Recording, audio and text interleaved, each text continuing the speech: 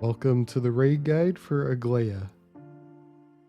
Our first boss is Byregot. Ordeal of Thunder is an unavoidable raid-wide AoE. Byregot's strike will put a blue puddle on the ground. The boss will then jump into the puddle, knocking everyone back. Byregot's ward is our friendly neighborhood tank buster. Be sure to use a defensive. This is also an AoE cone attack, so make sure not to have the boss facing the raid. Builder's build will cause him to spawn another blue puddle. This time he will also be radiating a pattern of electricity under himself. When he lands, that pattern will shoot line AoEs in the directions they are pointing, so dodge carefully. After a bit, Byregot will break off the edges of the platform and start spawning hammers on the sides of the arena. These hammers strike into the platform, shifting the row they hit one square over in the direction they are facing. The boss will then begin to start spawning purple line AoEs. Make sure to position so that when your row gets hit, you aren't in the path of the AoE. Byregot's spire is similar to the purple AoEs but much wider. You need to pick your spot quickly and move to safety as soon as your row gets hit to avoid the AoE. Reproduce will cause gold and blue versions of the boss to spawn on the edge of the map. They will fire out matching gold and blue orbs respectively. The easiest way to deal with this is to go to the far end of the platform from the clones and position in front of the blue clone. Gold orbs will move faster, so you just need to give it room to outpace its blue counterpart and then step right around them. Next we have a mini-boss called Rhalger's Emissary. Destructive Static will fire a cone AoE in the direction the boss is facing. Next, the Emissary will begin waving his staff and spawn 2 orbs that will begin tracing patterns on the ground. The boss will then cast Lightning Bolt, which will cause AoEs to spawn, so identify the safe spots and move to them. After this ability, the boss will either spawn personal AoEs on several players, or he will use Destructive Static again, so make sure to pay attention to which move he is following up with. Bolts from the blue is an unavoidable raid-wide AoE. Bolt Loop will cause 3 large circles to spawn on the floor in succession. They will go off in the order they spawned. Finally, Destructive Strike is our friendly neighborhood tank buster. Be sure to use a defensive. The next boss is Rhalger. Lightning Rain is an unavoidable raid-wide AoE. Advent of the Eighth will cause the boss to spawn 2 portals, 1 fire and 1 darkness. After they respawn, he will cast Hand of the Destroyer, which will cause him to channel at one of the portals. Move to the opposite portal to avoid the large AoE. Broken World will cause a giant meteor to come crashing down on the arena. It will be followed by either Rhalger's Beacon or Hand of the Destroyer. Rhalger's Beacon causes a massive knockback, so be sure to position in front of the fingers so you don't get knocked off the cliff. Later in the fight, he will also spawn multiple purple orbs on a few of the fingers, so make sure you go to the one without an orb. If he casts Hand of the Destroyer instead of Rhalger's Beacon, the ability will spawn meteors all over the hand side of the platform. The way to avoid this is to move to where the giant meteor is impacting and stay on that side of the map. Destructive Bolt is the tank buster here. This will spawn on each of the 3 tanks, so be sure to spread out and use a defensive. Finally, Bronze Work will spawn pizza AoEs on the ground. The slices will go off in the order they spawn, so stand in the second set he puts down, and then move to the first set after they go off. This will be followed by personal AoEs being dropped on 3 players. Next, there is another mini-boss called the Lioness of Aglaia. They don't need to be killed at the same time, so focus one down as a group to make your lives easier.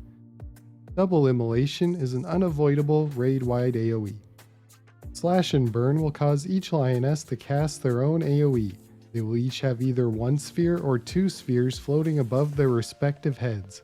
The single sphere ability will go off first, followed by the 2 sphere ability. Roaring Blaze is similar to Slash and Burn, just with bigger AoEs. Solve in order to avoid damage. Finally, Trial by Fire is an AoE.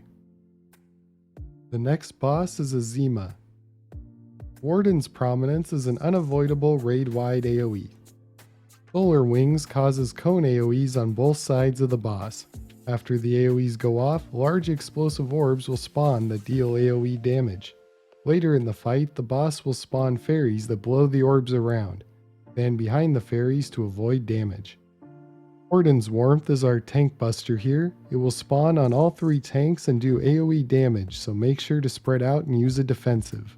Solar Fans is a line AoE that leaves fans at the end of its trail when it goes off. Radiant Rhythm causes curved line AoEs to dance around the outside of the map from the fans that were just spawned. After they stop, the boss will cast Radiant Finish to cause them to explode with massive AoEs.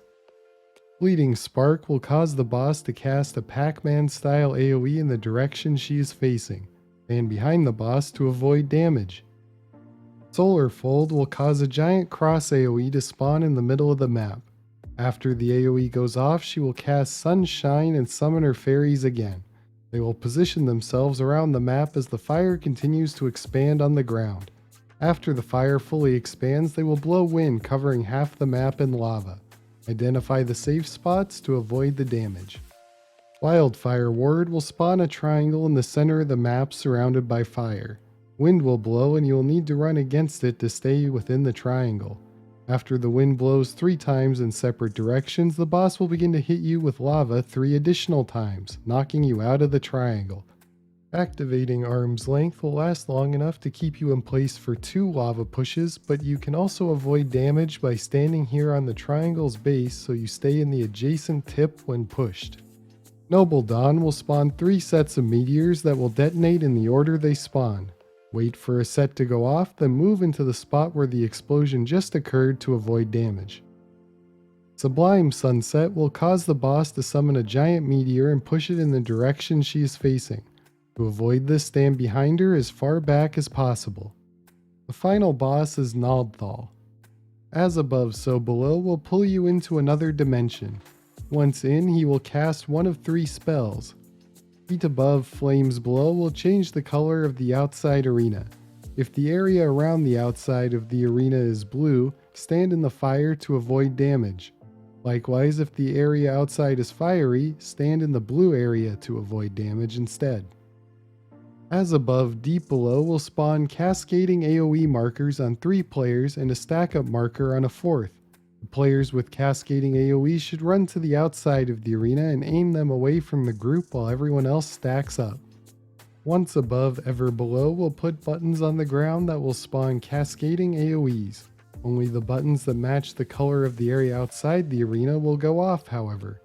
So if the area outside is blue, stay away from the blue buttons and vice versa. Heaven's Trial will spawn line AoEs on 3 players and a stack-up marker on the 4th. Angle the lines away from the group while everyone else stacks up. Golden Tenant is a mega stack-up marker for the tanks. Hell of Fire will cause the boss to AoE whichever side of the arena the purple rays are pointing towards. Stay on the opposite end to avoid damage. Wayward Soul will cause planets to start raining down from the sky. When they touch the ground, they will cause large AoEs. Keep moving around the arena away from the planets that are about to hit to stay alive. Fired Up 1, 2, and 3 each summon either a pushback marker or an AoE damage dealing marker. The pushback marker will be indicated by a gold circle and the AoE by a blue circle. Fortune's Flux will activate the markers in the order they were spawned, so plan accordingly to dodge the AoEs. Soul's Measure will spawn 3 souls in the arena. Each player will be tethered to a particular soul, so DPS down your soul while dodging the AoEs and then help your teammates kill theirs. After the souls are killed, the arena will be divided into 2 sides and a scale will spawn. There must be enough players on each side to balance the scale. Corpses also count, so you will have to plan accordingly. If you do not balance the scale, the entire raid will be killed. And that's it. Do the things and get the kill. If you enjoyed the video, don't forget to support the Mort and subscribe to my channel. Thanks for watching, and I'll see you in the next one.